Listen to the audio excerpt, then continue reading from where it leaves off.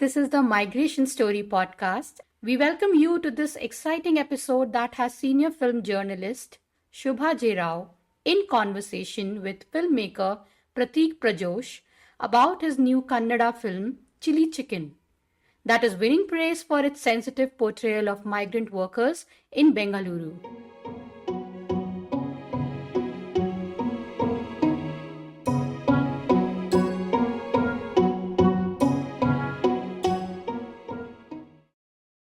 I cover cinema. I've been covering it for a long time now, and I've not come across too many instances of migrant workforce being portrayed on the big screen.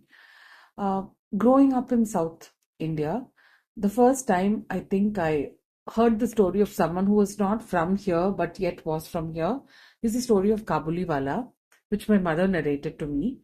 Much later, I watched this Kannada film called Chilli Chicken, made by Prateek Prajosh. Chilli Chicken is set in the tech city of Bengaluru, which is fueled by the gig economy, which again is dependent on migrant labor from the north, east, and the northeast. They are the cogs in the wheel that run Bangalore. In my conversation with Prateek, we will discuss how he understood and wrote about migration and why there's no easy solution to integration. The film also released in 2 theatres in Manipur and did quite well there. And so we will also be speaking to Suraj Kanta, chairperson of the Manipur State Film Development Society, on why they decided to screen Chilli Chicken there and how the film portrays people from the Northeast and the reception locally. Welcome to the Migration Story podcast, Prateek. We're thrilled to have you. Prateek, you told me the last time we spoke that you were inspired by a real life incident to make Chilli Chicken. Can you tell us more, please? There was an incident that occurred in 2012, 2013, and it was brought to my attention by a very dear friend who also happened to be the music director of the film Chilli Chicken. His name is Siddhant Sundar, wherein he told me that his friend's restaurant situated in Frasertown just shut down one day.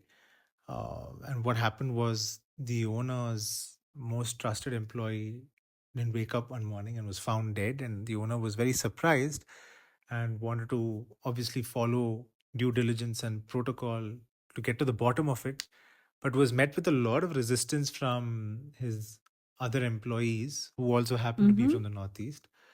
And the main issue was that if any questions were going to be raised, their names would get dragged in, and which would mean that their livelihoods would be at stake. And they didn't want that because for them, every penny that they were earning mattered a lot because of the burden of family responsibilities back home. So they wanted to, make the issue go away as fast as possible. Not that they had anything directly to do with it, or so they say. And so they just went ahead and cremated the body. So when Sid told me this story and shared the story with me, I was obviously very fascinated by the whole, the occurrence itself. And I was very, very keen to understand and know more. And we kept discussing it. So essentially, we've been talking about it since 2014, on and off. And I think we revisited the story during COVID. ನಮ್ಮ world famous chilli chicken try ಮಾಡ್ತೀರಾ? Chilli chicken ಸಖತ್ತಾಗಿದೆ, super ಆಗಿದೆ, ಎಲ್ಲರೂ ಮಜಾ ಮಾಡಿ ತಿಂದು. Clean ಮಾಡ್ರಪ್ಪ ಇದನ್ನ.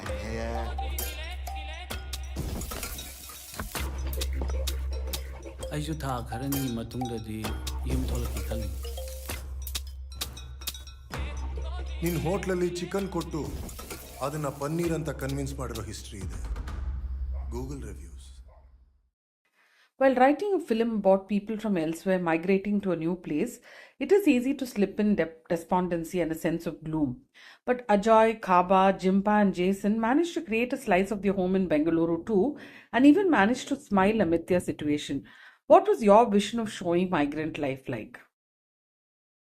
We were very conscious about how we wanted to portray these characters in this story, in this setting of Bengaluru. and it was very evident that there are too many labels that are generally thrown around. Migrant, immigrant, insider, outsider, all of that. So the minute you strip away all those labels and just bring it to the basics of being human Uh-huh. and showing human emotion, uh, it doesn't really matter where you come from. The emotions that are going to experience are all the same. Uh, and, you know, we as human beings, you and me sitting here and talking, we've experienced a whole range of emotions in our last week itself. And we can, if we recount those experiences and incidents, there's a reason, there's a trigger for something to happen which evokes a certain emotion within us. So these characters set in this situation, defined by the circumstances that they are put in, will evoke certain emotional responses. So we looked at them in the most humane way possible, and then we approached it like that. So I think the minute you start putting these tags of migrant and coming from outside and all of that, right, we tend to overcomplicate things. And always the funda is to keep it as simple as possible. So this is the way we approached it. That's interesting. Now, the language supremacy row has gained traction in recent times in Karnataka, and your film beautifully speaks of integration without making a big deal of it. And you wrote your film some years ago. Is this your idea of what things ideally should be like? The language supremacy and is slightly in your face right now, and I think there is a certain annoyance and aggression that backs it up, and it's kind of imposed on you. It feels like that. And while these characters are effortlessly speaking Kannada, although it's broken, but it sounds very natural coming from them. uh it didn't feel like a an concentrated effort that we had to take to make this happen, but rather it felt very natural to these characters to do that, because it stems from a point of survival, in a different city. And I think these guys, from whatever research that we were doing, we found that they are so aware that the odds are kind of heavily stacked up against them when they're coming from their respective homes and regions in the Northeast. When they're coming to a metro city, they know that they're going to be looked at as different people. They know that they're going to be perceived in a certain manner. Judgments are going to be thrown their way. So the survival instinct kicks in, and they want to be able to integrate themselves as fast as possible to mitigate the obvious differences and all of those things. Okay, right. A city like Bangalore, like all major cities in the country, cannot run without migrant labor, but they end up being treated badly, given a second rung quality of life. How did you approach this basic inequality? And what was the challenge in telling their story, what's and all? Bengaluru has always embraced people who have come from different parts of the country, and anyone from outside has felt very comfortable to call the city their home. And it's got one of the largest migrant populations after Mumbai, if I'm not mistaken, as per the statistical information that's out there. And of course, there is uh, I mean, you definitely hear horror stories of migrant population, especially the labor class and the working class, getting treated poorly. But I think that is our observation and our judgment of the situation. Whereas if you actually go and speak with them, they wouldn't think of it as all that bad, because for them something is better than nothing. And there are places of accommodation and all of that definitely doesn't look good, or it looks run down. But at the same time, uh, they only use that place to crash. They're working relentlessly long hours, and they just come and crash. Next day they're up, they freshen up, and they're out again. So it's just a small place for them to sleep in. So if you actually speak with them, you wouldn't find them complaining. I think the only bit of remorse that they might have is that they're far away from home and they miss their families. But apart from that, they adapt to the situation a lot better than we actually think. So things like this is more important for us to evaluate our own judgment. And what are we really judging without being fully informed, is what I would say. But I don't think the conditions could be a lot better, without a doubt. But I think that's something the owners and the people who are employing them have to be a little more uh, sensitive about. Cinema is prone to stereotyping, and it is not an easy temptation to resist. How did you manage to give each one of your characters a distinct arc and not box them under the same label? Each one of them had a distinct personality. In fact, at one stage, all of them wear t shirts bearing their own name. They're no longer just someone who serves, but they're someone with a certain name. See, stereotyping in cinema is common. I understand that. But it was not even a temptation for us, because the entire story revolves around these five boys, and the demand the story has from us as creators is that you have to be extremely detail oriented and specific about everything. The devil is in the details, and the specificity really really matters when you're telling a story like this. And I know this word authentic gets abused a lot, but authenticity was the name of the game, as far as we were concerned, when we were telling the story.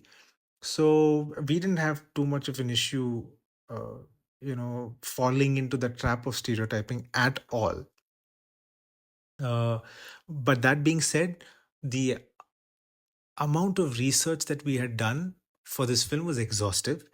And I have to credit cast immensely over here as well, because we took our time with it. We really spoke to a lot of people who have come from their homes and live in uh, metro cities like Bangalore, Chennai. What is the culture shocks that they have faced?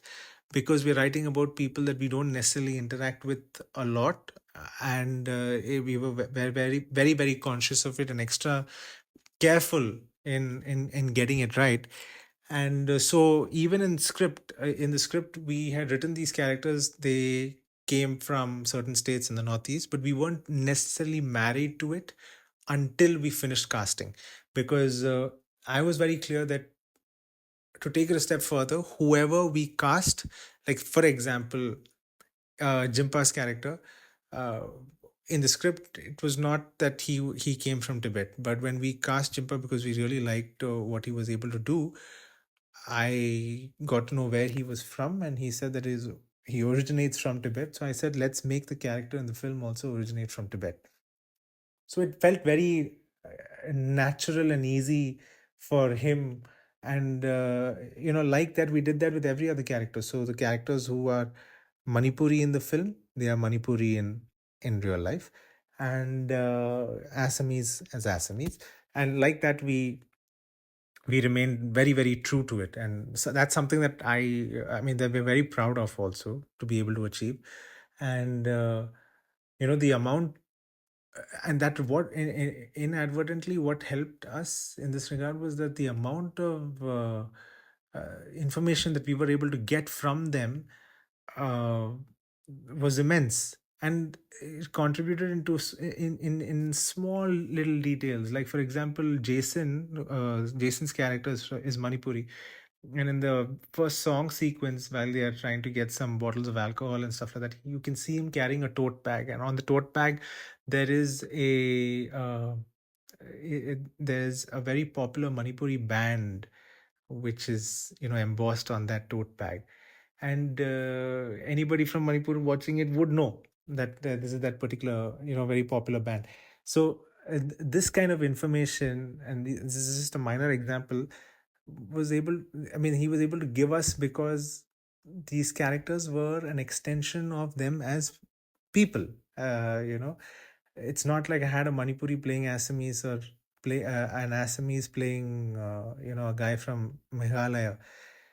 So we kept it as true as possible, and that really, I believe, elevated the characters and brought more life to their Okay. characters in the story. What do you think of the current portrayal of migrant labor in cinema, Prateek? And what is the change I you'd really like to don't think see? I'm in a position to answer what change I'd like to see in migrant portrayal in Indian cinema, because I don't think I have enough information, or I don't have an informed opinion about it, simply because I don't think I've watched too many films about migrant portrayal in Indian cinema in the recent past. I think the only film that I can that rings a bell or that comes to mind is Akone on Netflix, which we had seen during lockdown. But I mean, that had a very distinct point of view, and from a filmmaker who is from the Northeast, and obviously that film did well because I think they remained very true to its form and storytelling. But apart from that, I can't really remember any other example as such. So what change I'd like to see is, I don't know. But I would only suggest that if you're telling a migrant story, it has to be really rooted in reality and sufficient amount of research being done, so that the portrayal is real, because audiences aren't really gonna buy into it if they sense that it's superficial. So that's the only thing I would say, I guess. Thanks so very much for your time, Prateek, and your thoughts. This was a most invigorating conversation. Thank you so much.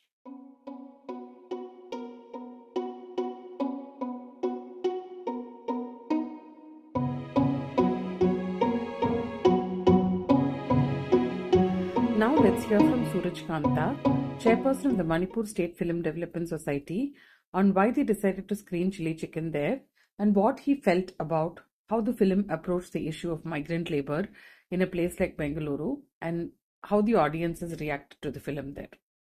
Sir आपने क्यों decide किया कि मणिपुर में आप chilli chicken movie screen करेंगे? Chilli chicken एक film fraternity का apex body है मणिपुर में, एक फिल्म फोरम मणिपुर। इसका एक प्रोग्राम सिटी कॉम्प्लेक्स में हमारा एक बिग थिएटर है, उसमें हम लोग का एक प्रोग्राम चल रहा था। उसी दिन चिली चिकन का प्रोड्यूसर खुद में मुलाकात हुआ उधर। ओके। तब से बात शुरू किया, चिली चिकन मणिपुर में शो करना चाहता है, एक रिलीज करना चाहता है मणिपुर में। तब हम लोग डिस्कशन किया और चिली चिकन हम लाइन में मैंने देखा। पिक्चर देखने के बाद पिक्चर में कोई ऑब्जेक्शन, कोई भी सीक्वेंस नहीं है, मणिपुर के एकदम मैच। तब से हम लोग ने एग्जीक्यूटिव मीटिंग में हम लोग इमरजेंसी बैठ के उसको अलाउ किया स्क्रीन करने के लिए। और वहां पे लोगों को फिल्म कैसे पसंद आया? एक्चुअली ये फिल्म हमारा मणिपुर से कोई लोग, एक दो आदमी का स्टोरी से रिलेशन है। हाँ। फिल्म स्टोरी से तो कोई आदमी घूम गया बेंगलोर में, दिल्ली में, और उसको डेड बॉडी तक नहीं मिला उसी वक्त, हाँ, उसका बराबर थोड़ा लगा ये स्टोरी। अच्छा, आपको कैसे लगा कि इन लोगों ने जो माइग्रेंट वर्कर्स हैं, इनका स्टोरी कैसे अच्छे तरीके से बोला? आपको क्या लगा फिल्म देख के? मेरा तरफ से, मेरा दिल से बहुत बढ़िया पिक्चर है, बहुत बढ़िया, रियलिटी बेस्ड, एकदम रियलिटी लगता है देखने में पिक्चर। ठीक कोई है। ड्रामेटिक नहीं देखा है उसमें, रियलिटी देखा है। Thank you so much, Mr. Suraj Kanta, for speaking to us. Thanks a lot.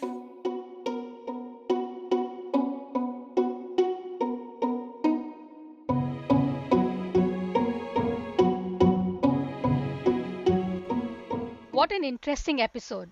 We look forward to bringing more such stories to you in the coming episodes.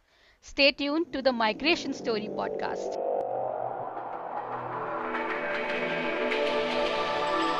The Migration Story.